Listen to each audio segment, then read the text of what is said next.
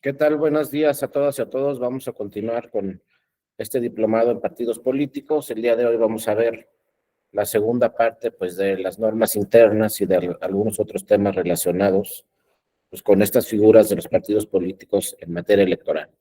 Acuérdense que pueden participar en cualquier momento con algún comentario en el chat, o pueden abrir su micrófono, o pueden poner una manita en pantalla.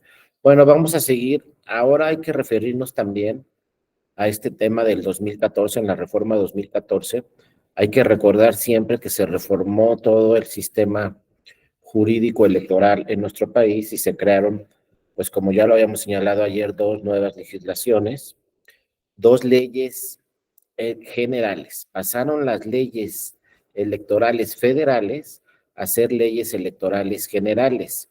Y el cambio aquí fue radical porque, bueno, las leyes federales se aplicaban solamente para las elecciones federales. Al reformarse, como les digo, el Código Federal Electoral, el COFIPE, el Código Federal de Instituciones y Procedimientos Electorales, este se dividió en dos, en los temas procesales del proceso electoral, cómo se lleva a cabo todo el proceso electoral. Entonces quedó una sola ley, que es la Ley General de Instituciones y Procedimientos Electorales, y por otro lado se creó la Ley General de Partidos Políticos. Entonces el famoso COFIPE se dividió en dos. Ahora tenemos la ley que nos explica cómo se debe desarrollar todo el proceso electoral y la ley que se refiere específicamente a partidos políticos. Pero al pasar de leyes federales a leyes generales, pues también esto quiere decir que estas leyes generales aplican para todas y cada una de las elecciones. Ya las leyes generales van a aplicar para elecciones federales y también para elecciones locales. Y es ahí donde las nuevas leyes generales, pues si tenemos un proceso electoral en una entidad federativa, pues la tenemos que revisar también. Entonces el tema se vuelve un poco más complejo porque si tenemos elecciones en alguna entidad federativa, hay que revisar qué dicen las leyes generales, pero también hay que revisar qué dicen las leyes de las entidades federativas. Entonces tenemos un cuerpo jurídico más robusto, con más legislaciones, y acuérdense también que, bueno, en el 2014 se incorporó el IFE a INE, y entonces ahora el INE, pues es una autoridad nacional, y entonces, bueno, también el INE tiene muchas más cosas que ver en las elecciones locales de lo que se veía anteriormente, que era la credencial para votar con fotografía y la lista nominal. Ahora el INE es una autoridad nacional que también tiene competencia directa en las elecciones locales. También en este 2014, pues se incorporó, ¿no? Se creó una coordinación, obviamente, entre el INE y los organismos locales. Entonces, para este 2024, pues debe haber una estricta coordinación entre el INE y lo que digan los institutos estatales electorales. Debe haber una estricta coordinación, deben ver qué le corresponde a cada una de las autoridades, qué tiene que hacer el INE, qué tiene que hacer el Instituto Estatal Electoral o el de la Ciudad de México, porque, bueno, acuérdense que vamos a tener las elecciones más grandes en la historia de nuestro país. Entonces sí tiene que haber una debida coordinación entre el Instituto Nacional Electoral y los institutos estatales electorales. Habrá temas que no tenga, como ya lo platicamos un poco ayer, habrá temas que no estén debidamente regulados por la ley. Habrá temas novedosos que tampoco estén regulados por la ley, porque como lo vimos, no tuvimos una reforma legal ni una reforma constitucional. Entonces serán las autoridades electorales las que regulen lo que señala la Constitución y lo que señala muchas veces la ley, o las omisiones legislativas que no se tengan, lo tendrá que regular y revisar los institutos estatales electorales y el INE en coordinación. Entonces, bueno, estas autoridades necesariamente pues tendrá que crear criterios, lineamientos, acuerdos, normas relacionadas con algunos temas que pues desafortunadamente no se pudieron modificar. Y como les digo, vamos a entrar a un proceso electoral del 2024 pues con una legislación que ya no es acorde a lo que está sucediendo en el 2014. 24, pero bueno, tendremos que participar así y así se tendrán que llevar a cabo los procesos electorales. Es cuando entonces, pues más y más y más criterios tienen que emitir las autoridades electorales porque pues no está muy clara, ¿no?, la legislación. Ahora bien, bueno, en cuanto a la vida interna de los partidos políticos, en cuanto a su organización interna, ya desde hace mucho tiempo, pues habla de documentos básicos que deben de tener todos los partidos políticos. Aquí han sucedido dos cosas. Primero, los documentos básicos que deben tener los partidos políticos, pues son declaración de principios, programa de acción y estatutos. Estos deben ir acorde también, deben ser conformes también con, deben ser conformes también con lo que señala la legislación y también con lo que vimos ayer, el primero de la Constitución. Entonces, muchas veces tiene que revisar las autoridades electorales que, por ejemplo, los estatutos de los partidos políticos, pues protejan, ¿no?, en un momento dado, los derechos políticos de la militancia, los derechos políticos de los simpatizantes, los derechos políticos también de las dirigencias de los partidos políticos. Los estatutos deben ser democráticos, como yo lo he señalado constantemente el tribunal, y deben pues ajustarse, ¿no?, a las nuevas circunstancias. También lo que ha sucedido mucho es que, pues como lo vemos actualmente, y ya desde hace mucho tiempo, pues están coaligando los partidos políticos, están formando coaliciones para participar en distintos procesos electorales. Aquí el tema es que los programas de acción de los partidos políticos muchas veces son distintos. La declaración de principios también de los partidos políticos son muy distintos, sin embargo, pues han sido pragmáticos actualmente los partidos políticos. Y aunque sus principios sean completamente distintos, sus programas de acción también sean completamente distintos, pues van en coalición. Y como lo hemos visto ya en procesos electorales pasados, constantemente, pues vemos, por ejemplo, cómo van en coalición el PAN, el PRI y el PRD cuando su declaración de principios y sus programas de acción son muy distintos. Un partido es de derecha, otro de centro y otro de izquierda, y sin embargo van en coalición con un pragmatismo que lo único que señala es que su finalidad es ganar, no la elección. Pero sí debemos de tener mucho cuidado, pues cuáles son la declaración de principios de cada partido, su programa de acción y sus estatutos. Y revisar cómo estos estatutos constantemente, insisto, se están ajustando a las disposiciones constitucionales y a las disposiciones convencionales. Y varía mucho. Por ejemplo, el partido Movimiento Ciudadano, cuando registra candidaturas en procesos electorales como los del 2024, pues si no mal recuerdo, creo que sus estatutos señalan que la mitad de las personas que va a registrar a candidaturas, pues deben ser personas que pertenezcan a la sociedad civil, ¿no? Ese es un tema interesante del Movimiento Ciudadano, donde dice, bueno, los que yo voy a registrar para mis candidaturas, la mitad de esos registros tienen que ser personas que pertenezcan a la sociedad civil y no militantes de mi partido político. Y así, bueno, cada partido político tiene sus propias normas, ¿no? En la declaración de principios, pues también nos dice esta ley del 2014, la Ley General de Partidos Políticos, nos dice que la declaración de principios contendrá, ¿no?, la obligación de observar la Constitución y respetar las leyes e instituciones que emanen de ella. Como les decía, siempre pues, los partidos políticos en sus documentos internos tienen que revisar necesariamente lo que dicen las normas constitucionales y las normas convencionales, y que tengan, pues, sean armónicas, ¿no? Armónicos, perdón, sus documentos internos frente a lo que dicen las disposiciones constitucionales, ¿no?, y las disposiciones convencionales. Luego los principios ideológicos, esto les decía, luego los partidos los vemos que van en coalición, pero con principios ideológicos completamente distintos unos partidos con otros, pero bueno, deciden formar, ¿no?, y firmar convenios de coalición y participar en diversas elecciones vía coalición. También, pues la declaración de no aceptar acuerdo que lo sujete o lo subordine, también en la declaración de principios lo debe enseñar así, también tienen la obligación de conducir sus actividades por medios políticos y por la vía democrática.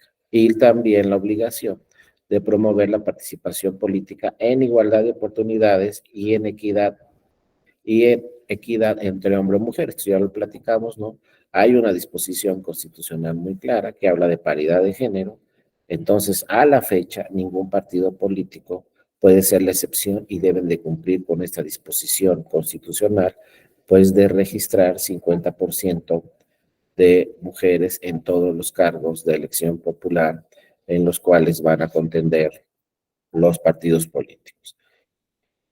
También el programa de acción determinará las medidas para alcanzar los objetivos de los partidos políticos, proponer políticas públicas, formar ideología a sus militantes y preparar, ¿no?, la participación activa a sus militantes en los procesos electorales. Aquí en los programas de acción, pues también tienen que revisar claramente los partidos políticos que tengan un grupo importante en la militancia que participe, ¿no?, en la organización de los procesos electorales en lo que le corresponde a los partidos políticos. Es decir, pues siempre buscan los partidos políticos pues tener por lo menos un representante en cada una de las casillas que se van a instalar. Es fácil para los partidos, o bueno, no tan fácil, pero lo logran los partidos políticos con mucha militancia, pues sí logran, ¿no? Sí consiguen tener un representante en cada una de las casillas. Imagínense en el 2024 que se van a instalar aproximadamente 170,000 casillas en todo el país, pues los partidos políticos necesitan por lo menos 170,000 representantes, uno para cada casilla. Entonces los partidos grandes, pues sí alcanzan muchas veces a tener por lo menos un representante de partido político en cada una de las casillas. Hay otros partidos que les cuesta mucho trabajo, y créanme que es esencial que un partido político tenga un representante, por lo menos en cada una de las casillas. ¿Cómo va a saber un partido político lo que sucedió en una casilla? Pues vía su representante. El representante va a firmar todas las actas que se levanten en la casilla, va a dar ahí testimonio de que estuvo ahí presente y ese representante va a saber absolutamente todo lo que sucedió en la casilla. Y ojo, se va a llevar los resultados al partido político de la casilla. ¿Qué resultados se obtuvieron en esa casilla? Tanto de su partido como de los demás partidos, porque le van a dar una copia del acta de escrutinio y cómputo y se la va a llevar. Y el tribunal ha señalado pues que esa acta que le dan a las representaciones de los partidos políticos pues se entiende como un original. Inclusive ya han llegado casos al tribunal donde se perdió el paquete en su traslado, se perdió, lo quemaron, lo que sea, y entonces, ¿cómo vamos a obtener los resultados en esa casilla? Si se quemaron, por ejemplo, todas las boletas, pues los resultados en esa casilla se pueden obtener de las copias de las actas de escrutinio y cómputo que les dieron a las representaciones de los partidos políticos. Por eso siempre cuando hay un proceso electoral, pues los partidos políticos buscan a toda costa tener ahí representantes en cada una de las casillas y bueno, vamos a tener en 2024 una elección a nivel nacional y pues ya desde ahorita los partidos políticos deben estar revisando sus estructuras y deben de estar revisando pues que puedan conseguir el número necesario de representaciones para que tengan en cada una de las casillas su representante y obviamente pues si se puede un representante pues que esté debidamente informado y capacitado para que sepa, no conozca exactamente todas las actividades que tiene que realizar, no en la mesa directiva de casilla. Luego viene el tema de los estatutos. También el 39 de la Ley General de Partidos Políticos nos habla de los estatutos. Acuérdense que los estatutos de los partidos políticos pues pueden ser impugnados por un militante, una militante, ¿no? Porque no se estimen democráticos. Así pasó en el 2003, ya hace mucho tiempo, con los estatutos del Verde Ecologista. resulta que los estatutos del Partido Verde Ecologista, entre otros, pues eran estatutos que decían esos estatutos que todas las decisiones las tendría que tomar o las tomaba en ese momento la dirigencia. Y era poca la participación de la militancia en las decisiones del partido político. Y entonces, bueno, pues se impugnaron esos estatutos ante el Tribunal Electoral y el Tribunal Electoral dijo que efectivamente no eran democráticos esos estatutos, emitió una sentencia donde señaló 10 puntos que deberían de contener los estatutos para que se entendieran democráticos. Y uno de esos 10 puntos era obviamente la participación en toma de decisiones de la militancia. Entonces el Tribunal Electoral ya en aquellos años le ordenó al Partido Verde Ecologista modificar sus estatutos, creo, no recuerdo bien, pero creo que en un plazo de 3 meses le dijo el tribunal al partido, ¿sabes qué? Modifica tus estatutos y para que estos sean democráticos deben de cumplir con estos 10 puntos.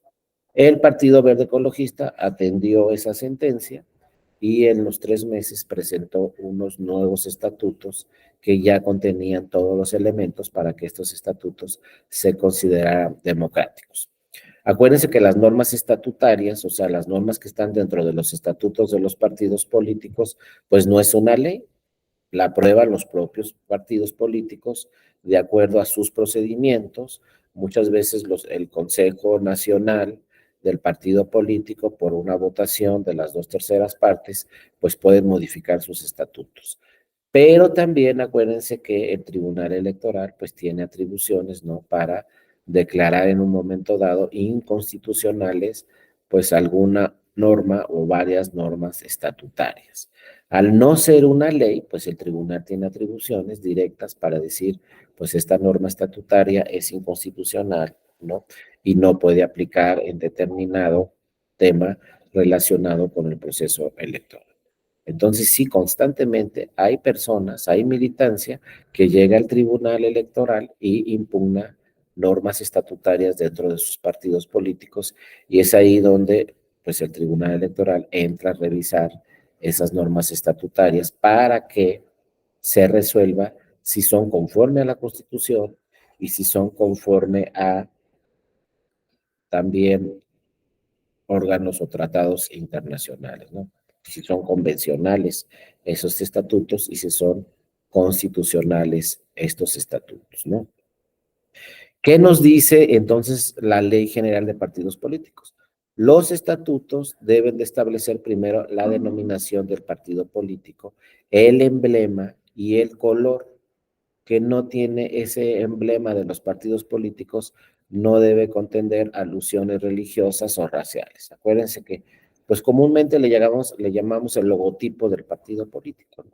Pero legalmente se tiene que llamar el emblema que aparece en la boleta del partido político y nos dice la ley que estos emblemas de los partidos políticos no deben de tener en ningún momento alusiones religiosas o alusiones raciales. Recuerden que también, pues antes los partidos políticos participaban también cuando formaban coalición, pues con el emblema de la coalición. Pues es decir, cada partido político tiene su propio emblema. Pero antes, pues si iban en coalición, pues aparecían los emblemas de los 3 partidos políticos en un solo recuadro en la boleta. Ya con las reformas electorales que hemos tenido a nivel federal, pues ya no puede aparecer en la boleta ningún emblema de la coalición. Ya todos los partidos en la boleta van con su emblema en lo individual, independientemente que vayan o no vayan en coalición. Pues en la boleta del 2024, a nivel federal, vamos a encontrar todos los emblemas en lo individual en la boleta. Cambió ya la figura, ya no hay emblemas de coalición. ¿Por qué no hay emblemas de coalición? Porque pues la Suprema Corte y el Tribunal Electoral señalaron que eran inconstitucionales esos emblemas donde aparecían, por ejemplo, en un solo recuadro los 3 partidos de la coalición, porque si yo marcaba ese recuadro con los 3 partidos de la coalición, entonces yo como ciudadano pues no sabía dónde iba a quedar mi voto, si en el partido 1, en el partido 2 o en el partido 3. Al ser un solo emblema, en un solo recuadro, con los 3 partidos de la coalición, yo marcaba con una cruz ese recuadro con los 3 partidos de la coalición, pero yo no sabía, pues, dónde iba a quedar mi voto, si en el partido 1, en el partido 2 o en el partido 3. ¿Dónde quedaba mi voto? Pues, conforme a los convenios de coalición. Es decir, ahí decidían los partidos políticos dónde iba a quedar mi voto. Por ejemplo, si el partido político grande firmaba un convenio de coalición con un partido político que no tenía tanta votación, pues le decía al partido grande, vamos a firmar un convenio de coalición y yo te voy a garantizar el 3% de la votación para que no pierdas tu registro. Entonces yo marcaba el emblema con los 3 partidos de la coalición y a lo mejor ese voto mío se lo daban al partido más pequeño para que no perdiera el 3%.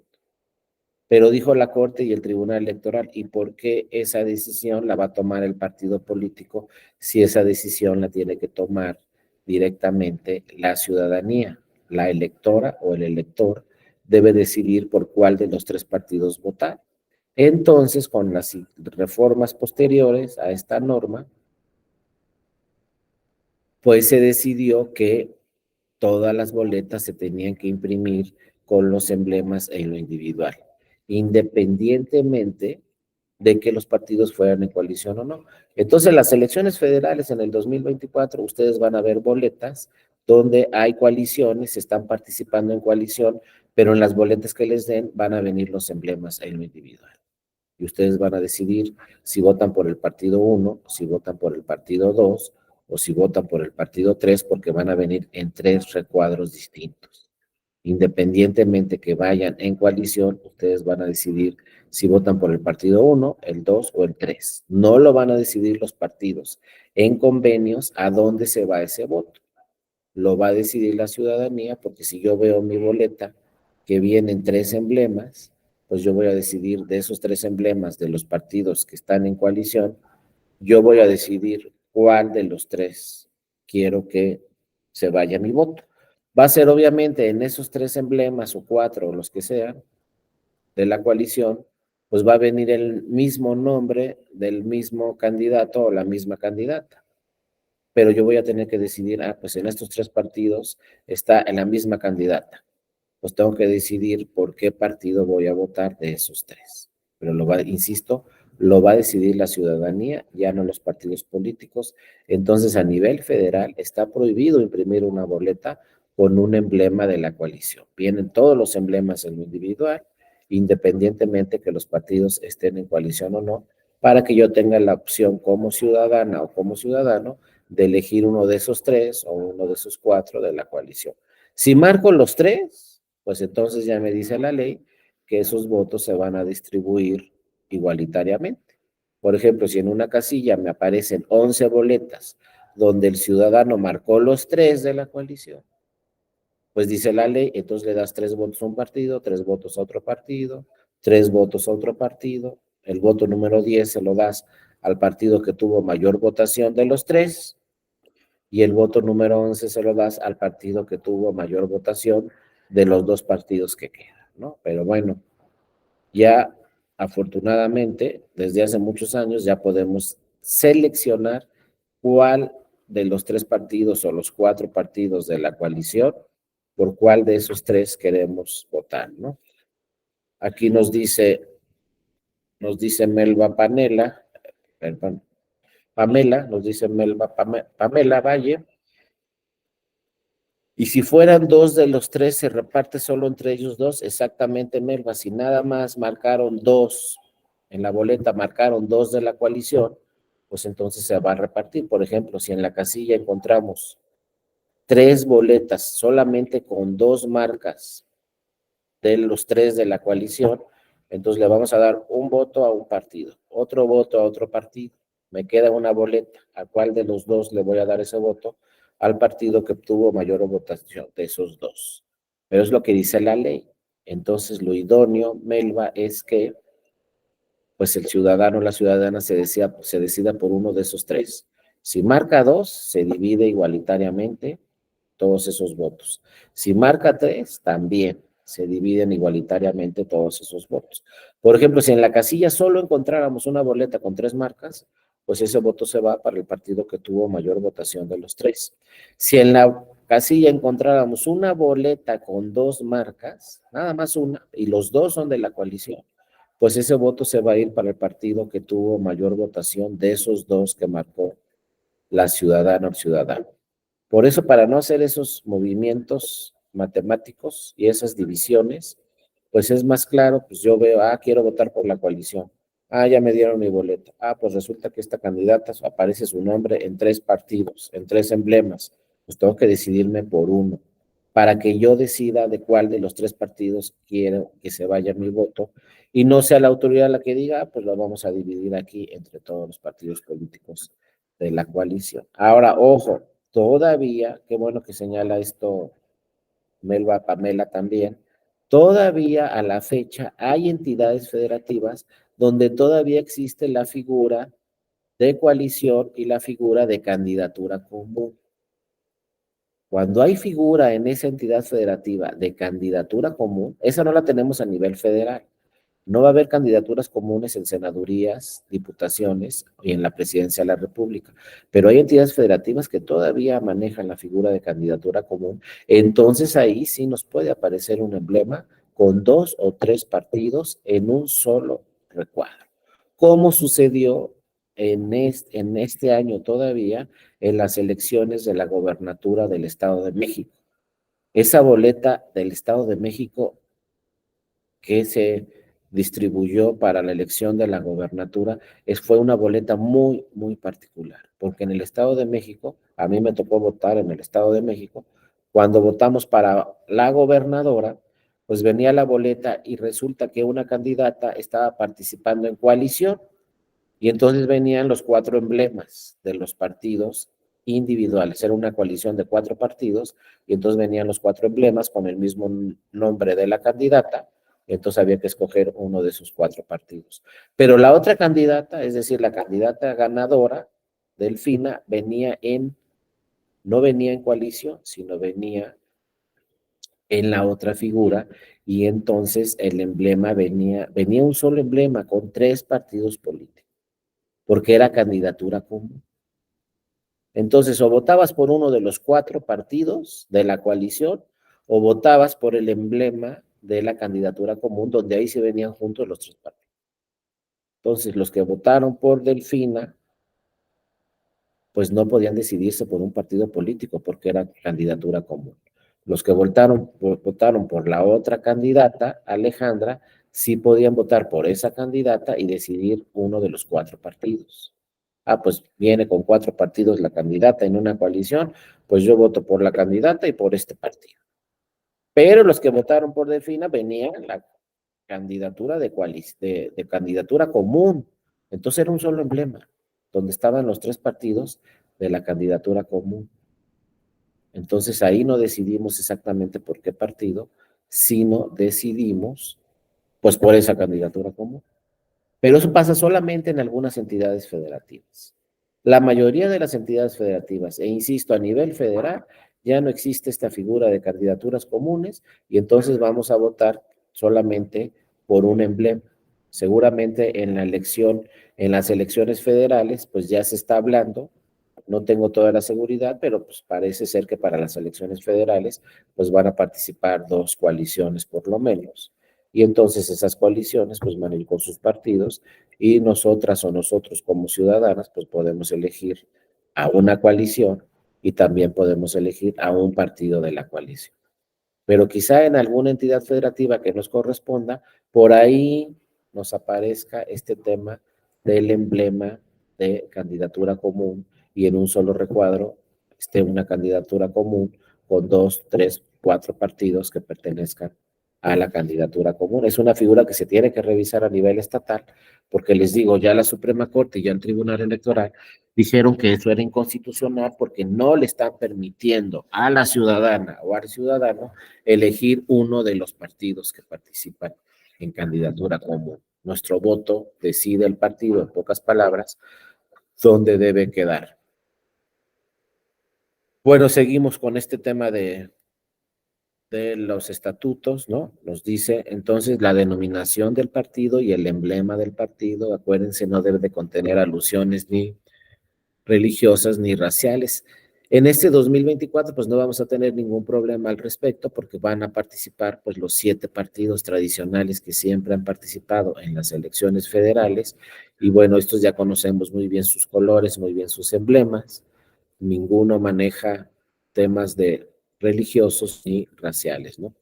Además, también los estatutos de los partidos políticos deben de contener los procedimientos de afiliación individual, personal, libre y pacífica de sus miembros. Aquí hay que ver cuáles son los requisitos en cada partido para afiliarse y ver, ojo, siempre revisar que estos requisitos para afiliarme a un partido político pues sean conformes a la Constitución y conformes a los tratados internacionales, porque insisto, si no, esas normas estatutarias pues se podrían en un momento impugnar. Luego, acuérdense, al ser militante de un partido político, pues voy a tener derechos dentro de ese partido político, pero también voy a tener ciertas obligaciones dentro de ese partido político. Si algún día quiero militar dentro de un partido, pues sí tengo que darle una buena revisada a sus estatutos y ver cuáles son los derechos y cuáles son las obligaciones que tengo como militantes. Ahora, fíjense, el trabajo de los partidos políticos, uno de sus trabajos esenciales, es tener cada vez más militantes y más militantes y más militantes. Y los partidos políticos pues están realizando muy bien su trabajo porque pues siempre se afilian personas, siempre tienen más militantes. Y luego vienen las elecciones. Entonces, de entrada, un partido político dice, pues si yo tengo este número de militantes, pues se entiende, ¿no? Que este número de militantes va a votar por el partido político en las elecciones. Y fíjense lo que sucede y lo que nos ha dicho el IFE, ahora el INE, desde 1990. Este es un tema delicado que hay que analizar. Nos dice el IFE, desde 1990 hasta 2023, ahora el INE nos sigue diciendo, el promedio de votación en una elección, la que ustedes quieran, es del 50%. O sea, ¿qué es lo que sucede? Viene una elección y vota el 50% de las personas que están en la lista nominal. Y el otro 50% no sale a votar. Eso pasó desde 1991, luego en el 94, 97, ¿no? En diversas elecciones locales, desde el 90, en pocas palabras, hasta el 2023, estamos manejando un promedio de votación del 50% y no lo subimos. Inclusive si ustedes ven las elecciones del 2023 estatales, las elecciones del 2022, las elecciones del 2021, como dice aquí Elizabeth, es un tema preocupante, sí, y hay que analizar cómo lo podemos resolver, pues vota el 50%. La única excepción son las elecciones presidenciales. Fíjense, ya llevamos 3 elecciones presidenciales donde de las últimas 4 elecciones presidenciales, en 3 hemos tenido un margen de votación del 63%. Entonces, cuando hay una elección presidencial, le subimos del 50 al 63%, 64, más o menos. Pero si no hay elección presidencial, no llegamos ni al 50, llegamos al 48, al 47.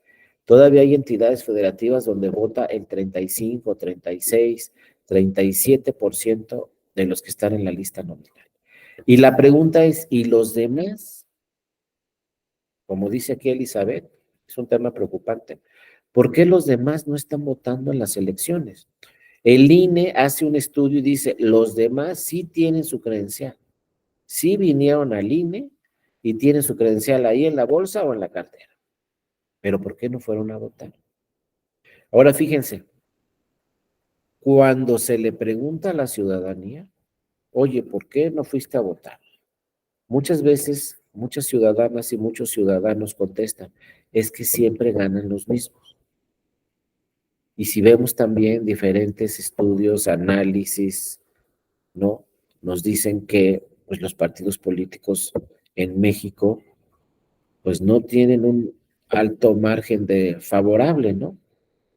Si dicen, no, pues Si le preguntan a la ciudadanía, ¿estás de acuerdo con los partidos políticos? La mayoría de la ciudadanía no está de acuerdo con los partidos políticos. En esas encuestas que se hacen, en esos estudios que se hacen, los que salen muy arriba son, por ejemplo, los militares, la Marina, algunas otras instituciones, el Banco de México, siempre está muy bien calificado, pero la policía y los partidos políticos salen muy bajos, siempre salen muy mal calificados. O sea, la ciudadanía no está de acuerdo con la policía y la ciudadanía no está de acuerdo con lo que hacen los partidos políticos. Entonces viene una elección y muchas veces nos contesta la ciudadanía, es que yo no estoy de acuerdo con los partidos políticos. Y siempre ganan los mismos y siempre gobiernan de la misma forma. Pero entonces no salen a votar. Ahora fíjense, ¿cuál es aquí el tema de análisis? Si no sale a votar la ciudadanía, la sociedad civil, entonces ¿quiénes salen a votar? ¿Quién es ese 50%? Ese 50% es lo que estamos estudiando ahorita. Son los militantes de los partidos políticos. O sea, los que salen a votar, la mayoría de las personas que salen a votar en las elecciones son militantes de los partidos políticos. ¿Qué quiere decir eso? Que los partidos políticos están haciendo muy bien su trabajo. Pero ¿qué pasa con la sociedad civil? Y la sociedad civil nos dice, es que siempre ganan los mismos. Pues sí, siempre ganan los mismos porque son los partidos los que salen a votar y son ellos los que ganan. ¿Cuándo van a cambiar los resultados? Cuando salga la sociedad civil a votar. Por ejemplo, un ejemplo, se los pongo, en una entidad federativa. Un partido tiene 20% de los de la lista nominal en ese estado, un partido tiene 20% ya de esos de la lista nominal a su favor. ¿Por qué? Porque tiene 20% de militancia. Entonces un partido dice, yo aquí tengo el 20% de los de la lista nominal, porque tengo un 20% de militancia de los de la lista nominal. Luego otro partido dice, ya yo tengo el 10. Y luego otro partido dice, yo tengo el 5. Y otro partido dice, yo tengo el 5. Entonces, si un partido tiene el 20% de militancia de los de la lista nominal, otro tiene el 10, ya va el 30%. Otro tiene el 5, ya va el 35%. Y otro tiene el otro 5, ya va el 40%. Entonces, si en ese estado salió a votar el 40% de los de la lista nominal, pues, ¿qué nos están diciendo? Que solamente salió la militancia de los partidos políticos a votar. Entonces, ¿quiénes votaron? Pues los mismos partidos políticos con su militancia. Entonces, el partido político que tiene el 20% dice, no, pues yo no quiero que salga la ciudadanía a votar, porque yo con ese 20% gano la elección. Porque el otro partido tiene el 10 y el otro el 5 y el otro el 5. Entonces, con mi 20 gano la elección. ¿Cómo no ganaría la elección ese partido político si sale la sociedad civil, si sale la ciudadanía a votar? Pero mientras tengamos márgenes del 35, el 40, el 45 de la lista nominal, pues lo que nos están diciendo esas estadísticas es que la mayoría de las personas que salen a votar son la militancia de los partidos políticos. Y los que no militamos en ningún partido político, pues nos dicen las estadísticas, ellos no están saliendo a votar. Cuando tenemos un 63% solamente en las elecciones presidenciales, ahí sí nos dice esa estadística, pues sale algún porcentaje de la sociedad civil a votar, porque es un 63%. Eso quiere decir que por lo menos 15%, 20% de los que salieron a votar en la elección presidencial es sociedad civil, es ciudadanía. Pero si vemos un 40%, pues prácticamente salieron muy pocas ciudadanas y muy pocos ciudadanos a votar. Lo que salió fue la militancia de los partidos políticos. Entonces sí es muy importante, ¿no? Ahora, para el 2024 vamos a tener una elección presidencial. Entonces yo espero no bajar el 63. Yo espero subirle al 70. Si le subimos al 70, al 75% de la ciudadanía que salió a votar, entonces les podría decir que la mitad son sociedad civil. Y entonces que esa elección, quizá la presidencial del 2024, la decida la sociedad civil. Pero si por ahí nos aparece el fantasma de siempre y nos dicen los medios de comunicación, hoy hubo gran afluencia del electorado. En esta elección presidencial del 2024 votó el 50% de la ciudadanía, no, votó el 50%, entonces votó la militancia de los partidos y un porcentaje muy bajo de la ciudadanía. Pero si por ahí nos dicen los medios de comunicación, alcanzamos el récord 70% en esta elección de participación ciudadana, pues entonces ahí sí, pues la mitad de esos prácticamente son sociedad civil y esa elección la va a decidir la sociedad civil. Y es lo que debe de ser. Está bien que los partidos políticos tengan militancia. Está bien que los partidos políticos cada vez tengan más militantes y simpatizantes, pero también la sociedad civil debe salir a votar para que sea una decisión de la sociedad civil, sean las ciudadanas y los ciudadanos los que decidan, pues, quién quieren que sea la próxima presidenta o el próximo presidente de nuestro país. Claro, también con los partidos políticos. Y les digo, los partidos políticos en México hacen muy bien su trabajo, porque en cada elección tienen más militancia. La ciudadanía es la que urge que salga a votar en las elecciones, porque es la única forma de que decida una elección la ciudadanía en general y no decida una elección la militancia de los partidos políticos. Yo todavía he estado en municipios donde me dicen, pues, ¿qué cree? Aquí salió a votar solamente el 18% de los de la lista nominal. Cuando a mí me dicen, salió a votar solo el 18% de la lista nominal, inmediatamente entiendo que solamente salieron los militantes de los partidos. Ahora, revocación de mandato, acuérdense, de la presidencia de la República. ¿Cuántos salieron a participar en la revocación de mandato? 17% de los de la lista nominal. Entonces, pues no fue una decisión ciudadana. Ahora, afortunadamente, ahí la ley dice, si no se alcanza el 40%, pues no es oficial la revocación de mandato. No es válida. Y pues no fue válida en la presidencial, porque solamente salió el 17%. Entonces, ojo, para que sea una decisión verdaderamente ciudadana, tenemos que subir esos márgenes del 50%. Afortunadamente en la elección presidencial tenemos un 63% en 3 elecciones de 4 presidenciales. Entonces, pues yo creo que no vamos a bajar del 63%. Y en una de esas le subimos pues al 70, ojalá 75% de los que estamos en la lista nominal, pues para que sea una decisión ciudadana, ¿no? Que sean las ciudadanas y los ciudadanos los que decidan y tengan la debida legitimación esa candidatura. Porque les digo, cuando fui a ese municipio que les digo y me dijeron, aquí nada más votó el 21% de la lista nominal, pues qué legitimidad puede tener el candidato ganador, que creo que había tenido el 11% de ese 21%. O sea, yo voy a representar a todo un municipio con el 11% nada más de los votos. Y el otro 89% no votó por mí, pero yo voy a representar a todos. Y ya no es mi culpa que no haya votado, ¿no? El otro 89% por mí, yo con el 11 me alcanzó y con el 11 gané, ¿no? Entonces, ojo, está bien que salga a votar la militancia, pero insisto, también debe salir a votar la ciudadanía en general, ¿no? Pero bueno, la militancia tiene derechos, tiene obligaciones dentro de los partidos políticos.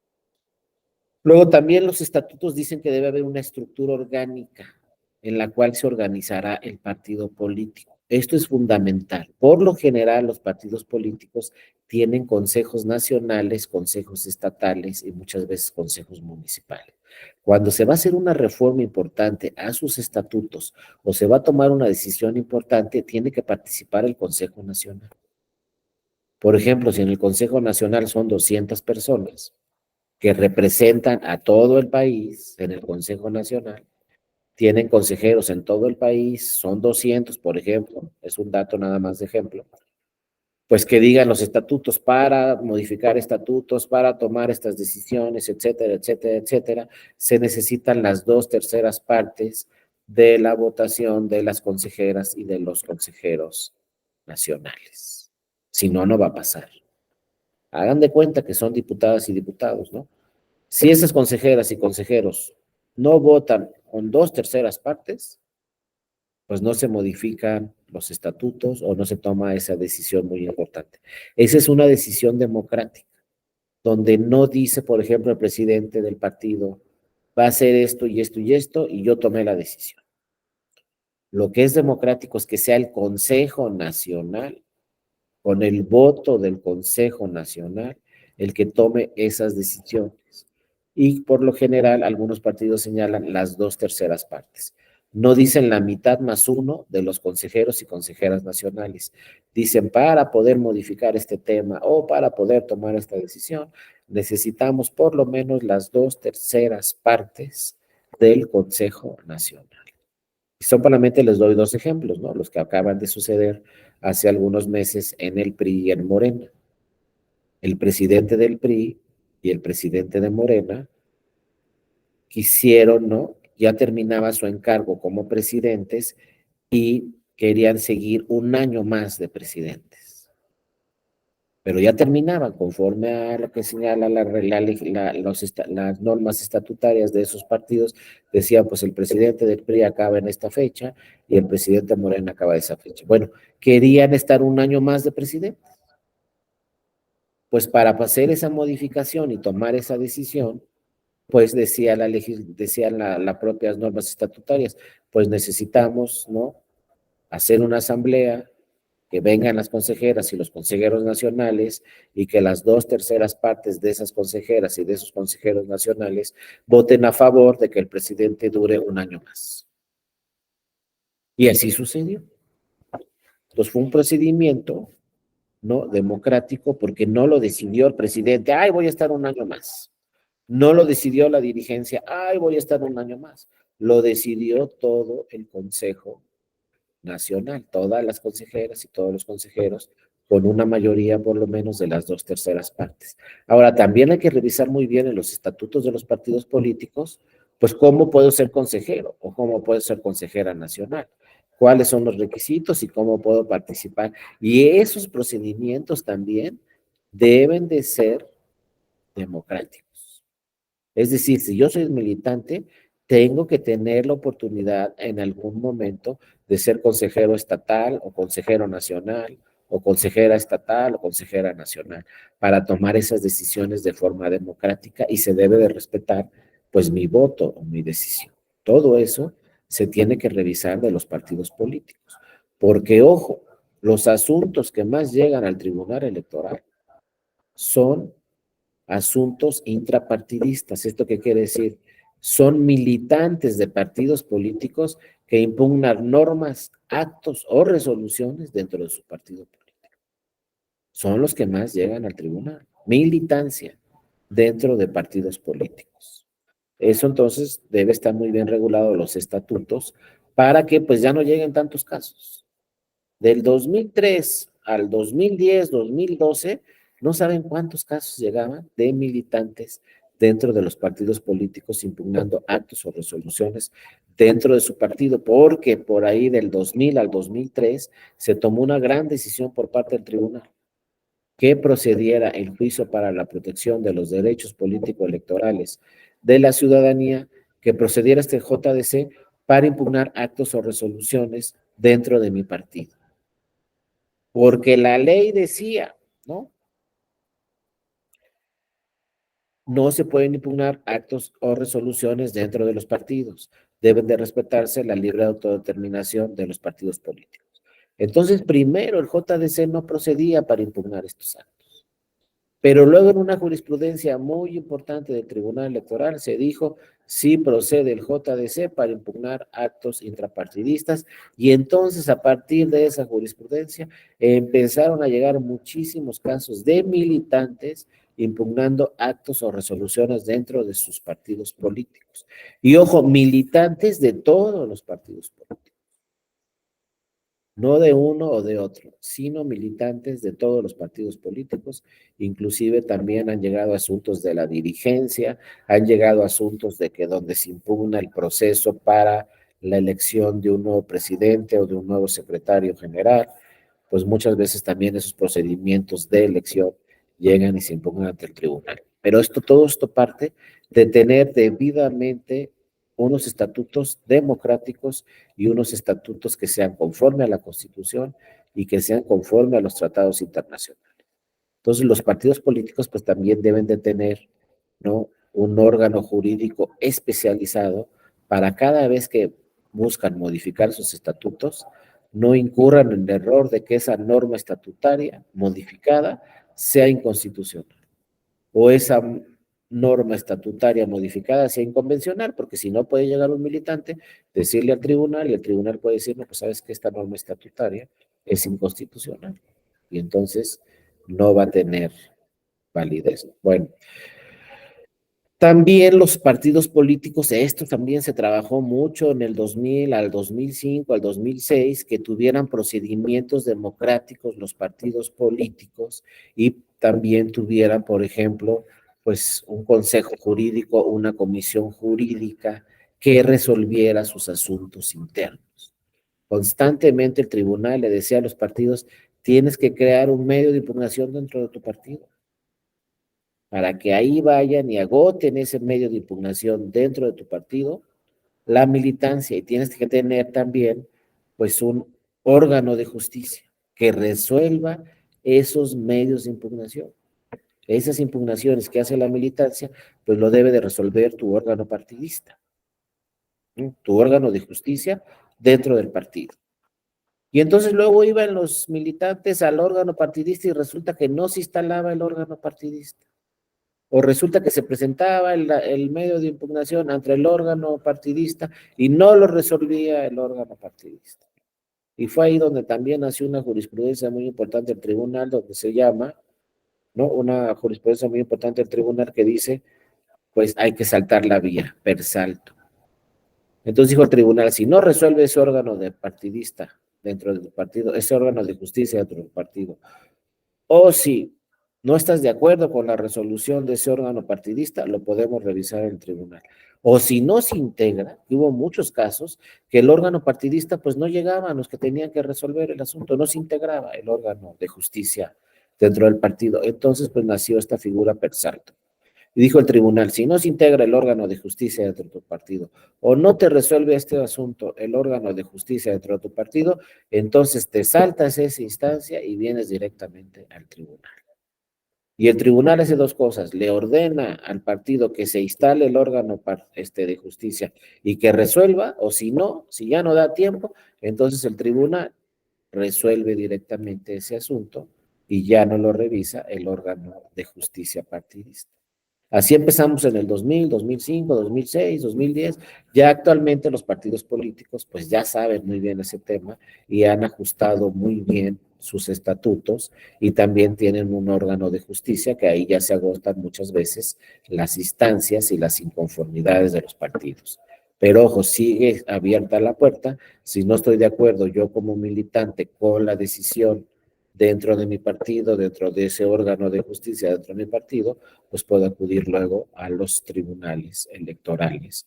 Y les digo, son los asuntos que llegan más a los tribunales electorales, ¿no? Impugnaciones de actos o resoluciones del partido frente a la militancia. Entonces llega la militancia al tribunal haciéndole valer una serie de señalamientos, ¿no?, o agravios que cometió su partido dictando una serie de actos, resoluciones, etcétera. Inclusive también, como les digo, se puede impugnar una norma estatutaria por inconstitucional o por inconvencional. Entonces debe haber necesariamente procedimientos, órganos de justicia y luego también otros procedimientos muy importantes son los democráticos.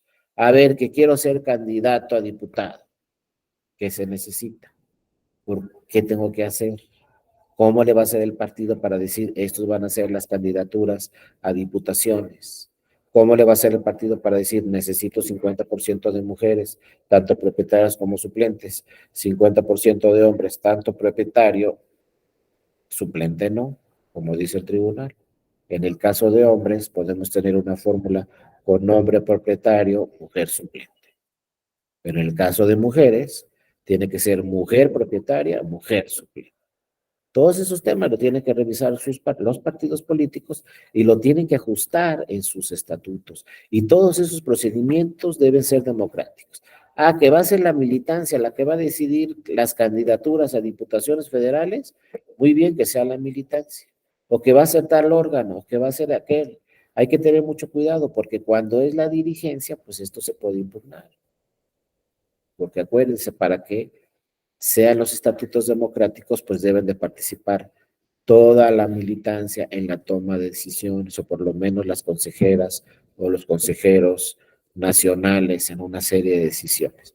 Entonces sí es muy importante esta figura, ¿no?, de los estatutos de los partidos políticos que constantemente se están revisando, constantemente se están ajustando y también constantemente llegan asuntos a los tribunales electorales relacionados con las normas estatutarias de los partidos y con la afectación de derechos políticos de su militancia.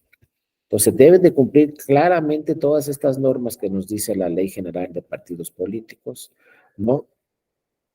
También, como vemos, procedimientos democráticos para integración y renovación de órganos internos dentro del partido, sobre todo la presidencia y la secretaría general, y luego normas y procedimientos, también vean cómo dice la ley, democráticos, porque así lo decía el tribunal antes de esta ley, debe haber procedimientos democráticos para la postulación de sus candidatos. Hay que ver muy bien cómo van a estar esos procedimientos democráticos en el 2024 y se cumplan con las normas estatutarias, porque si no, pues van a llegar a los tribunales electorales, pues muchos militantes que se inconforman con esos procedimientos. Sobre todo llegan y nos dicen, es que no me registró el partido, y yo cumplí con todas estas normas, con todos estos procedimientos, y no me registró el partido para ser candidata o candidato. O luego han llegado hasta casos muy interesantes, ¿no? Por ejemplo, me registran en la lista de diputaciones de RP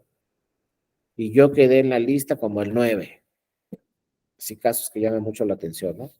Entonces viene la elección y dice el partido, va a entrar el 1, el 2, el 3, el 4, el 5, el 6, el 7, el 8 y el 10.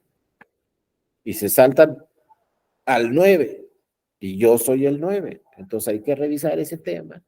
Llegan al tribunal, hay que ver por qué se saltaron al 9, si es conforme a la norma estatutaria, si se le están afectando derechos o no, para que el tribunal decida, oye, ¿sabes qué? Aquí deben de entrar el 9, o está bien que entre el 10. O luego sustituciones de candidatura, también se dan mucho las sustituciones de candidatura. Oye, tú participas, ya te registré, y de repente me dice el partido, no, te voy a sustituir por otra candidatura, ahora el candidato o la candidata va a ser otro y ya no vas a ser tú, pues ¿qué pasó? También esos temas se tienen que revisar, sobre todo después de la elección. Yo he visto casos que después de la elección dice el partido, no, voy a sustituir esa candidatura. Oye, ¿cómo que la vas a sustituir? Si este de la lista que era el 10, ahora voy a poner a otra persona y no voy a poner a esta persona. O ya no va a entrar el propietario, mejor el suplente. Todos esos temas que se dan constantemente en un país tan grande como México con tantos cargos, pues todo eso se tiene que revisar muy bien. Imagínense cuántas regidurías se van a competir en el 2024, cuántas presidencias municipales, cuántas diputaciones locales, más las federales, ¿no?, de senadurías y diputaciones, más la presidencia de la República. Estamos hablando de miles de cargos por partido político. Si participan 7 partidos políticos, imagínense que no vayan en coalición ninguno, pues cada partido puede registrar una candidatura de esas miles. Entonces son miles por 7. Si van en coaliciones, pues son miles por 2 o por 3 o por 4, pero son miles de registros los que se van a llevar a cabo en las elecciones del 2024. Simplemente, por ejemplo, Puebla y Veracruz, ¿cuántos municipios tienen? Más de 200 municipios tiene Puebla, más de 200 municipios tiene Veracruz. ¿Cuántas candidaturas de cuántos partidos políticos se van a registrar nada más en esas dos entidades federativas? Y el Estado de México tiene 125 municipios y así nos vamos. O sea, son muchísimas candidaturas y todo empieza con esto, ¿no? Con las normas estatutarias, con que se cumplan los procedimientos democráticos para la postulación de candidaturas. Hay que ver entonces qué dice cada una de las normas estatutarias de cada uno de los partidos políticos. Luego también nos dice, los estatutos también deben establecer la obligación de presentar una plataforma electoral para cada elección en la que se participe. Todo esto lo tienen que hacer los partidos políticos y pues les digo, la gran prueba va a ser el 2024 porque van a ser las elecciones más grandes en la historia de nuestro país y todos estos procedimientos se van a aplicar en todas las elecciones, ¿no?, del 2024. También los estatutos establecerán la obligación de sus candidatos de sostener y difundir la plataforma electoral durante su campaña electoral. Los tipos y reglas de financiamiento privado, pues hay que revisar también, porque acuérdense, ya lo vieron en otra sesión, nuestro diseño habla de financiamiento público y de financiamiento privado. Entonces hay que ver, ¿no?, qué dicen los estatutos relacionado con el tema de financiamiento privado que, ¿no?, al que recurrirán todos los partidos políticos. Luego, las normas, plazos y procedimientos de justicia intrapartidista, lo que estábamos platicando. Hay que ver cuáles son las normas que nos hablan de justicia dentro del partido, los plazos para presentar esos procedimientos y qué procedimientos tengo dentro de mi partido, qué medios de impugnación tengo dentro de mi partido para impugnar algún acto o resolución. Y en su caso, que esto también se ha agregado de una forma muy importante a los partidos políticos y muy interesante, pues que ya lo buscaron los partidos políticos y que en algunos sí ha tenido éxito, los mecanismos alternativos de solución de controversias internas. O sea, llegaron tantas impugnaciones en algún tiempo al Tribunal Electoral, tantas demandas de militantes dentro de los partidos, que los partidos dijeron, no, pues algo está pasando aquí en mi partido, que todo el mundo se va al tribunal a impugnar. Entonces vamos a crear mecanismos alternativos de solución de controversias internas. Y dicen los partidos, ¿saben qué, militantes? Antes de irse al tribunal, pues vamos a platicar el tema. Vamos a tratar de resolver el tema. Vamos a crear mecanismos de solución alternativos para que ya no se vayan al tribunal.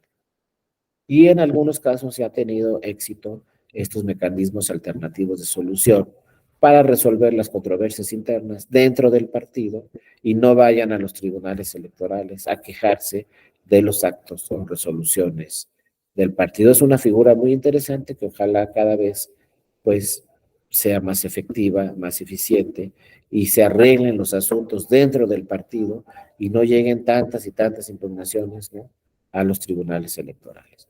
Y luego también los estatutos deberán establecer también las sanciones aplicables a los miembros que infrinjan sus disposiciones internas. También los partidos políticos pueden sancionar, ¿no?, a su militancia cuando no cumplan con lo que señalan sus normas estatutarias, ¿no? Pues todo esto viene en el tema de acciones afirmativas, perdón, de estatutos de los partidos políticos y luego pues simplemente, no para terminar esta sesión, vamos a hablar de este juicio, ¿no? Como ya hemos platicado varios temas, el juicio para la protección de los derechos políticos de la militancia dentro de los partidos. Es decir, la procedencia del JDC contra actos intrapartidarios. ¿Por qué se dice así tan claro? Porque no había procedencia. Ahorita en el 2023 lo hablamos como cualquier otra cosa, de la manera más sencilla, y lo vemos lo más natural que un militante vaya a un tribunal a impugnar un acto de resolución de su partido. Pero cuando se creó la ley en 1996, no existía esta procedencia. Y al principio el Tribunal Electoral desechaba todos esos JDC contra actos intrapartidarios, porque decía, la ley no no me da entrada a estos JDC. O sea, la ley dice que no hay procedencia para JDC cuando se hable de normas intrapartidarias. Pero bueno, les digo, por ahí de 2003, 2004, el Tribunal Electoral le abrió la puerta a todos los JDC y a partir de esa fecha hasta el 2023, pues cualquier militante puede llegar al tribunal. Lo primero que tenemos que revisar entonces son derechos y obligaciones de los militantes. ¿Cuáles son? Porque no es tan fácil ser militante. Tengo derechos, como ya lo vimos, pero si soy militante de un partido, también tengo obligaciones, ¿no? Y dentro de derechos y obligaciones está participar en las decisiones del partido, hay que ver cómo, ¿no? Como consejero o como militante, etcétera. Luego postularse como candidato, pues yo tengo derecho, si soy militante, a postularme como candidato. Entonces hay que ver esos procedimientos que sean democráticos, hay que ver de qué forma el partido político seleccionó esas candidaturas. Porque luego hay personas que a mí me han dicho, ¿no? En algunas pláticas, es que yo tengo aquí 20 años en el partido y nunca han querido postularme para una candidatura. Y he trabajado 20 años en el partido.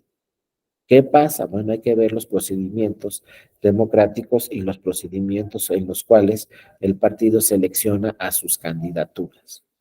Luego postularse para como dirigentes. También hay muchas personas que tienen muchos años en el partido, quieren ser dirigentes y nunca llegan a la dirigencia de esos partidos, ¿no? Habrá que ver también y revisar todos esos procedimientos, pero son derechos que tiene la militancia. Pedir y recibir información pública del partido es otro derecho que tengo como militante. Acceso a la jurisdicción interna, lo que yo les decía, debe haber medios, procedimientos para defenderme dentro de mi partido y debe de haber pues una comisión de justicia o un órgano de justicia que me resuelva esos asuntos que presento dentro de mi partido. Y ya lo saben los partidos, si la Comisión de Justicia no resuelve esas inconsistencias, esas impugnaciones, entonces será el Tribunal Electoral el que los tenga que revisar. Pero sí debe haber necesariamente un acceso a jurisdicción interna, recibir capacitación. Eso sí, constantemente, por lo menos aquí en la Escuela Judicial Electoral, constantemente todos, absolutamente todos los partidos políticos solicitan capacitación, por lo menos aquí de la Escuela Judicial Electoral, presencial y también en línea, y les podría decir prácticamente de todas las entidades federativas. A eso sí lo hacen muy bien los partidos políticos, siempre solicitan capacitación, y bueno, la Escuela Judicial Electoral siempre, por lo menos aquí hablando del Tribunal Electoral, siempre se le da capacitación a todos los partidos políticos, ¿no? Muchas veces van secretarios y secretarias de estudio y cuenta, muchas veces vamos profesoras o profesores investigadores, y muchas veces también van magistradas y magistrados del Tribunal Electoral, ¿no? Con los partidos políticos a impartir una serie de cursos, ya sea presenciales o ya sean en línea, pero también es un derecho que tiene toda la militancia dentro de sus partidos a recibir, ¿no? Capacitación. Luego, exigir cumplimiento de documentos básicos. Bueno, esto también se entiende y es lógico, pues que se cumplan con lo que dicen los documentos básicos. Solicitar rendición de cuentas también es un derecho de la militancia. Otro derecho que tiene la militancia, como ya lo platicamos, es impugnar ante los tribunales electorales algún acto, alguna resolución dentro de su partido político. Esto lo hace constantemente, todavía hasta la fecha, militantes de los partidos políticos van constantemente a los tribunales electorales. Y refrendar o renunciar a su condición de militante, pues eso es un derecho también, ¿no? Seguir como militante de ese partido político o renunciar a la militancia de ese partido político. Inclusive si estoy ejerciendo un cargo, soy diputada, soy diputado, pues también puedo renunciar a la militancia dentro de mi partido político, aunque esté ejerciendo el cargo, no en ese momento. Y luego vemos, bueno, como aquí es que procede el JDC, ¿no? La Constitución, este JDC, este juicio para la protección de los derechos políticos electorales de la ciudadanía, pues se desprende desde la Constitución. Y nos dice el Tribunal Electoral resuelve en forma definitiva e inatacable, en los términos de la Constitución, las impugnaciones de actos y resoluciones que violen los derechos políticos electorales de la ciudadanía de votar, ser votado, afiliarse pacíficamente para tomar parte en los asuntos políticos del país, entre otros derechos políticos. Pero también nos dice la legislación, para que un ciudadano pueda acudir a la jurisdicción del Tribunal Electoral por violaciones a sus derechos por el partido político en que se encuentre afiliado, deberá, esto sí es muy importante en este tema legal, deberá haber agotado previamente las instancias de solución de conflictos previstos en las normas internas de su partido. Aquí sí le dice claramente la ley al militante, primero agotas las instancias dentro del partido y luego te vas al tribunal. Ahora, si no me resuelve el partido, me voy al tribunal. Dos, si no me da tiempo de agotar las instancias previas de mi partido porque es un asunto urgente, entonces me voy directamente al tribunal. Puede ser que me vaya porque no me resuelve mi partido, o puede ser que me vaya porque es urgente el tema, entonces no da tiempo de agotar las instancias previas. Pero si hay tiempo de agotar las instancias previas, entonces primero voy a mi partido y luego ya voy al tribunal. La creación del JDC para temas de partidos políticos, de militancia y para otros temas, pues se creó este JDC en 1996, ya estaba, pero no para temas intrapartidistas, que ni siquiera el JDC de 1996 hablaba de temas intrapartidistas. Antes de 1996, este JDC se llamaba recurso de apelación y era para ir ante el tribunal y decirle, el INE no me dio mi credencial, el INE me excluyó de la lista nominal, o el IFE, perdón, no me incluyó en la lista nominal. Entonces estaba el recurso de apelación. Ya se podían impugnar derechos políticos que se estimaran vulnerables. Pero bueno, luego viene la reforma legal y constitucional de 1996 y entonces se crea este JDC específico para proteger derechos políticos del ciudadano, de votar, ser votado, asociarse, afiliarse, etcétera, ya los conocen ustedes muy bien, y la competencia pues la tienen ambos órganos, ¿no? La sala superior y las salas regionales. Uno de mis derechos era votar en las elecciones populares, ¿no? Otro de mis derechos es ser votado, es decir, ser candidato a cargos de elección popular. Implica contender en una campaña, ser proclamado ganador, ¿no? O derecho de acceder al cargo, ya lo platicamos, en igualdad de condiciones, con paridad de género. También el derecho de asociación es otro derecho que protege el JDC, es una atribución ciudadana de crear entidades jurídicas con la finalidad específica y actividades concretas, por ejemplo, de formar una agrupación política, ¿no? Es otro derecho político que tenemos, que si se nos vulnera, pues podemos ir vía JDC al tribunal. Y el derecho de afiliación, facultad del ciudadano para adherirse a un determinado partido político, conservar o ratificar su afiliación o desafiliarse. También ahí procede el JDC, el afiliado o militante ciudadano que pertenece formalmente a un partido político con derechos y obligaciones de acuerdo a los estatutos de ese partido político. ¿Qué tengo de derechos? Por ejemplo, ya lo mismo, no participar de forma activa en asamblea, ser designado candidata o candidato para un cargo de elección popular. Otra obligación podría ser aportar las determinadas cuotas. También otro derecho que fue trabajando el tribunal desde hace muchos años fue derecho a integrar autoridades electorales locales. Ese también es un derecho político de las ciudadanas, de los ciudadanos, que se puede impugnar si es que no hay alguna inconsistencia ante los tribunales electorales vía el JDC, ¿no? Es decir, poder ser nombrado para cualquier otro empleo o comisión teniendo las calidades que establezca la ley, ser consejera, consejera en un instituto, o ser magistrada o magistrado en un tribunal electoral, pues es un derecho que tengo a integrar a esas autoridades electorales. Si por ahí se me vulnera ese derecho, pues puedo participar. Y otros derechos que ya también lo platicamos, que son políticos, cuando estén relacionados con la materia política, y son civiles cuando no estén relacionados con la materia política, pero cuando están relacionados con la materia política, pues va a proceder, ¿no? Este famoso JDC, que es el derecho de petición, el derecho de información, el derecho de reunión y este que ya hemos platicado también, de libertad de expresión y difusión de ideas. Estos también pueden ser derechos políticos. Y si se me vulnera uno de estos derechos políticos, pues puedo acudir también vía JDC al Tribunal Electoral. Ahorita estamos en ese tema, ¿no? Que no se reformó la Constitución, no se reformó la ley, ahorita tenemos procedimientos dentro de los partidos políticos.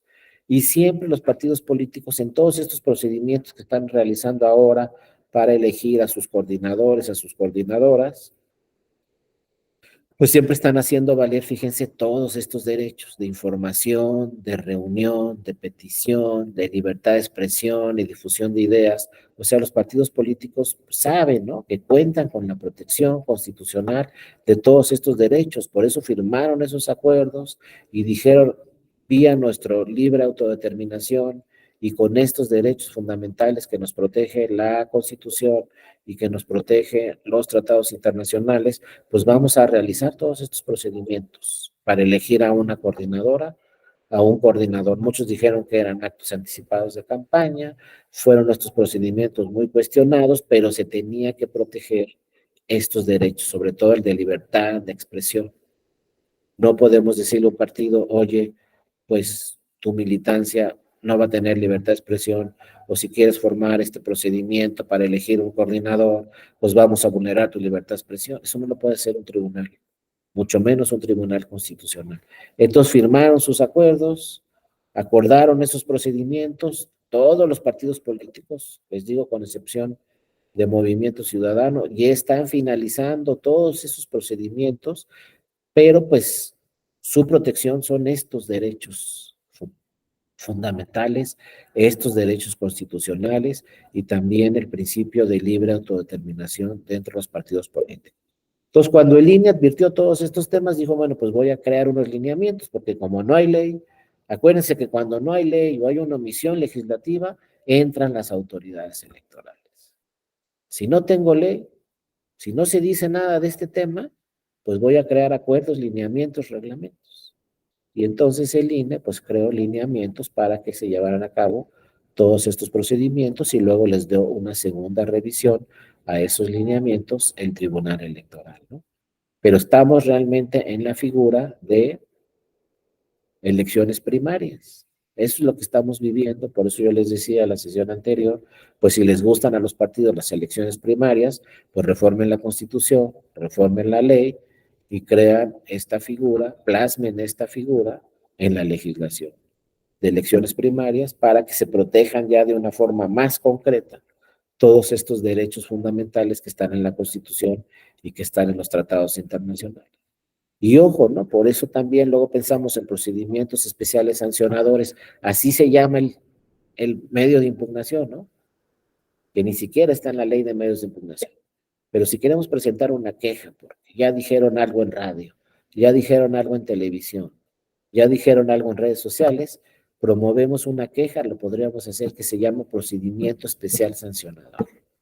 Pero también ya lo ha señalado el Tribunal Electoral, los procedimientos especiales sancionadores, esas quejas, muchas veces su efecto no es sancionar, su efecto es proteger derechos humanos, como la libertad de expresión, como el derecho a la información. Entonces, vía esas quejas, muchas veces el Tribunal Electoral ha emitido jurisprudencia en razón de esas quejas, pero jurisprudencia que protege derechos humanos de todas las personas. O sea que en vez de sancionar, se está protegiendo un derecho humano, como por ejemplo la jurisprudencia que le da una protección especializada a los periodistas. Y dice, por ser periodistas, deben tener una protección mayor y una protección especializada. Y los periodistas pueden pronunciarse en el ejercicio de su libertad de expresión y el derecho a la información sobre cualquier tema. Y no se les puede sancionar salvo una prueba evidente de que se está vulnerando algún tema. Y si hay duda, hay que proteger la libertad de expresión de los periodistas. Solamente se les va a sancionar, se les va a limitar con una prueba evidente. Si no hay prueba evidente, tiene que protegerse la libertad de expresión y el derecho a la información de los periodistas. Una protección especializada, ¿no? Bueno, esa es una jurisprudencia. ¿Y esa jurisprudencia de dónde surgió? Pues de muchas quejas. Entonces, en vez de sancionar a los periodistas, se les dio una protección más amplia, es una jurisprudencia, ya la conocen muy bien todos los actores políticos, ya saben todos los actores políticos que los periodistas tienen una protección especializada que les da el Tribunal Electoral, porque el ejercicio del periodismo, además de proteger la libertad de expresión, está generando el derecho a la información que necesita toda la ciudadanía. Entonces vean cómo algunos medios de impugnación puede ser JDC, puede ser una queja, un procedimiento especial sancionador, pues puede provocar que se protejan derechos humanos. Y es una tendencia en todo el mundo. Lo que pasa en México es que tenemos restricciones constitucionales, que no son acordes con la legislación en el mundo, esas restricciones constitucionales, pero que dice el constituyente permanente, es que en México sí deben de existir, y en México tienen que existir esas restricciones constitucionales, y si están en la Constitución, dice la Suprema Corte, se tienen que atender. Pero si no hay restricción constitucional, entonces la función de los tribunales, en este caso electorales de todos, es proteger los derechos humanos de las personas. No, ya dijo esto, lo voy a sancionar. No, la vas a sancionar como la última decisión. Pero primero tienes que buscar, como dice el primero de la Constitución, tienes que buscar la interpretación que proteja su libertad de expresión, que es un derecho humano. Tienes que buscar la interpretación que proteja el derecho a la información que tenemos todas las personas, ¿no? En un Estado constitucional democrático de derecho. Ya si no hay de otra, lo vamos a sancionar. Pero lo primero que tenemos que buscar es la protección de derechos humanos. Después, ya como límite, lo vamos a sancionar. Entonces va cambiando un poco el diseño, no se trata de sancionar y sancionar y sancionar, sino primero buscar proteger derechos humanos y si no nos alcanza, entonces sí sancionar porque se está vulnerando, por ejemplo, la equidad en la contienda. Por eso es muy delicado este tema y debe de revisarse paso por paso, pues este tema que hicieron, ¿no? Los partidos políticos de adelantarse, ¿no? Para elegir una coordinadora, un coordinador, se dictaron con mucho cuidado los lineamientos y ahí la única preocupación que se tiene es los recursos, que no haya recursos públicos en todos estos procedimientos que están realizando los partidos políticos y que quizá ya están por terminar los partidos políticos. Pero hay que revisar muy bien que no haya recursos públicos, pero también revisar muy bien que no se vulneren estos derechos constitucionales de libertad de expresión, de derecho a la información, pero también hay el tema de equidad en la contienda. Muchos dicen, pues, ¿por qué te preocupas por el tema de equidad en la contienda si todavía no empieza la contienda? ¿No? Todavía no empieza el proceso electoral, pero todos estos procedimientos que se están llevando a cabo pueden provocar algunas inconsistencias o pueden afectar los próximos procesos electorales. Pero no son temas nada sencillos porque tenemos un marco constitucional que desde el artículo primero de la Constitución nos insiste y nos dice siempre el primero de la Constitución, protege derechos humanos y busca la interpretación favorable a proteger esos derechos humanos. Y no dice el primero, Suprema Corte protege derechos humanos. Dice todas las autoridades administrativas, jurisdiccionales, la que ustedes quieran. El primero de la Constitución dice todas las autoridades deben de proteger derechos humanos, deben de buscar la interpretación protectora de derechos humanos, deben ser progresivas y proteger derechos humanos. Entonces la libertad de expresión es un derecho humano y hay que buscar siempre la interpretación favorable a su protección, cuidando otros principios constitucionales y en su caso, pues, sancionar. Sobre todo sancionar cuando por ahí sí aparezcan, por ejemplo, recursos públicos. Entonces sí, hay que sancionar porque eso sí está estrictamente prohibido en el 134 de la Constitución, aplicar recursos públicos, ¿no? En procesos electorales, ¿no? Entonces, bueno, ahí están, ¿no? Todos esos temas, ahí está, por eso lo que tenemos que hacer a partir de este 2023-2024 es revisar muy bien qué están diciendo los tribunales, qué está diciendo la Corte, qué está diciendo el Tribunal Electoral, porque se van a tener que crear una serie de criterios, porque la ley, les digo, no es armónica, no se actualizó, y pues hay muchos casos inéditos donde lo único que tenemos que revisar entonces es qué van diciendo los máximos tribunales en el país, porque va a ser la guía. Por ejemplo, en estos casos que se acaban de dar, en estos procedimientos de los partidos, pues primero vimos qué dijo el INE vía sus lineamientos y luego estamos viendo qué ha dicho el tribunal por caso y paso por paso de todos estos procedimientos y seguramente llegarán algunos otros casos que hay que estar muy pendientes, pues que van diciendo las autoridades electorales, porque si revisamos la legislación, pues prácticamente no vamos a encontrar nada, ¿no? En la legislación. Entonces están todos estos derechos, como ya les decía, derecho de petición, derecho de información, que tienen que proteger todas las autoridades, derecho de reunión, entre ellas también los militantes se les pueden afectar estos derechos, y derecho de libertad de expresión y difusión de ideas.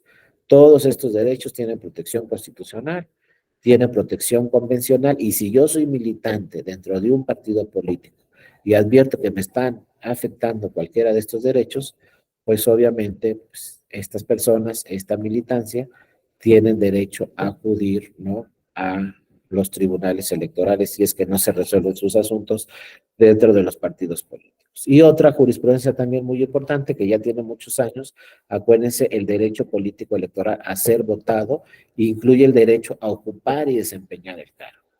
También el tribunal electoral o los tribunales electorales van a proteger el desempeño de mi cargo. No solamente ya ganar la elección y listo. No, si gané la elección y soy presidente municipal por 3 años, los tribunales electorales van a proteger ese derecho que tengo de ser presidente municipal por 3 años, de ser regidora, de ser regidor. Han llegado algunos casos al tribunal donde a la regidora no la llaman a las reuniones, al cabildo, y entonces viene la regidora al tribunal y dice, pues tribunal, protege mi derecho a desempeñar el cargo, y en mi municipio, en mi ayuntamiento, no me dejan ejercer el cargo.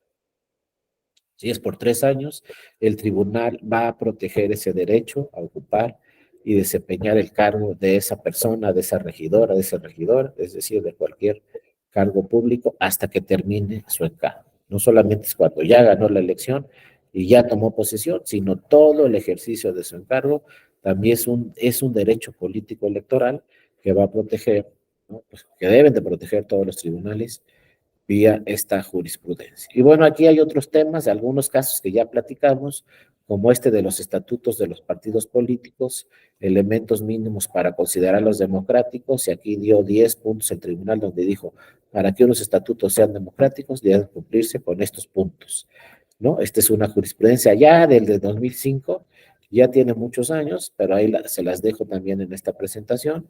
Luego, democracia interna, algunos casos de democracia interna, algunos los platicamos, algunos otros no, pero ahí se los dejo, ¿no?, como algunos precedentes sobre todos estos temas, ¿no? Se nos acaba el tiempo, no sé si tuvieran alguna participación, alguna duda, el tema de coaliciones también ya lo platicamos, un poco platicamos propaganda, es decir, es una presentación muy larga que es para varias sesiones. Yo se las dejo aquí todas, ¿no?, todos los temas, de alguna forma los platicamos, pero bueno, les digo, las láminas no las pudimos pasar una por una, luego jornada electoral, algunos otros temas. Pero insisto, yo les dejo aquí toda la presentación completa. Ya les dije ayer, se los repito el día de hoy, si alguien quisiera esta presentación, ya algunos compañeros y compañeras de ustedes me escribieron ayer y les hice llegar la presentación, toda completa. Si alguno más o alguno más de ustedes necesita esta presentación, pues ya lo saben, me puede escribir aquí a mi correo electrónico, darío.mora@te.gov.mx. Me escribe ahí y yo con todo gusto les hago llegar esta presentación. Pero además ya lo saben, ¿no? Estoy siempre a sus órdenes en mi correo electrónico. Cualquier tema electoral, de la escuela judicial, de su oferta académica, alguna sentencia, algún criterio, alguna jurisprudencia, algún tema que quieran comentar, pues no solamente en este diplomado, sino en cualquier momento, yo estoy ahí en mi correo electrónico a sus órdenes, de verdad, con toda confianza pueden escribirme cuando ustedes quieran. No sé si voy a tener alguna otra sesión en este diplomado con ustedes, pero seguramente, pues ustedes son personas que les gusta estar muy bien informadas, entonces seguramente nos veremos por ahí, van a ver en alguna otra plática, en algún otro diplomado que ustedes se inscriban, o si tengo alguna otra sesión en este diplomado, pues pronto nos vamos a ver por ahí, ¿no? Pero siempre recuérdenlo, estoy a sus órdenes siempre en mi correo electrónico darío.mora@te.gov.mx. Pues de verdad les agradezco mucho a todas y a todos su atención. Los quiero felicitar a todas y a todos porque están haciendo un esfuerzo adicional, ¿no?, asistiendo a este diplomado. Ojalá de verdad sea de su utilidad. Y bueno, pues aquí podemos entablar una amistad para que, con todo gusto, cuando necesiten algo relacionado con la materia electoral, ya saben que ahí estoy a sus órdenes en mi correo electrónico. Muchas gracias a todas y a todos por su participación. Ojalá nos podamos ver pronto y también le agradezco mucho a la maestra Inés que le dio seguimiento a esta presentación. Gracias a todas y a todos. Un fuerte abrazo y nos vemos a la próxima. Muchas gracias. Gracias, Inés. Muchas gracias, profesor.